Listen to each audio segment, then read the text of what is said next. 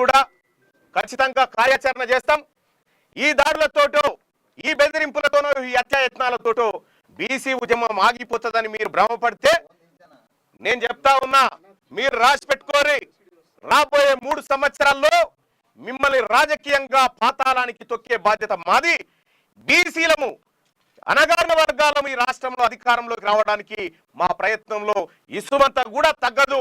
మరింత రెట్టించిన ఉత్సాహంతోనే ముందుకు పోతాం తప్ప ఈ దాడులకు తీర్మార్మలన్న భయపడు. ఇక నా పైన దాంతో కొట్టడం జరిగింది. ఈ కొట్టినటువంటి నేను అడ్డుకోవడంతో మా బాలకృష్ణ మా గన్మెను ఆయన వెప్పన్ లాక్కొని నా మీద కాల్పులు చేయడానికి ప్రయత్నం చేశారు. ఈ రకంగా ఒక ఎమ్మెల్సీని నేను నా పైన హత్యాయత్నం చేసేటువంటి ప్రక్రియ కల్వకుంట్ల కవిత గారు ఆయన కుటుంబం ఆమె కుటుంబం అంతా ఈ కార్యక్రమానికి తెగబడిందంటే ఇక మీరా మేమా బీసీలమా తేల్చుకుంటాం. ఈ రాష్ట్రాన్ని 10 సంవత్సరాల పాటు దోచుకున్నటువంటి కల్వకుంట్ల కవిత కుటుంబమా, తెలంగాణ రాష్ట్రంలో ఉన్నటువంటి 2.5 కోట్ల బీసీ సమాజమా ఇక తేల్చుకుంటాం మేము.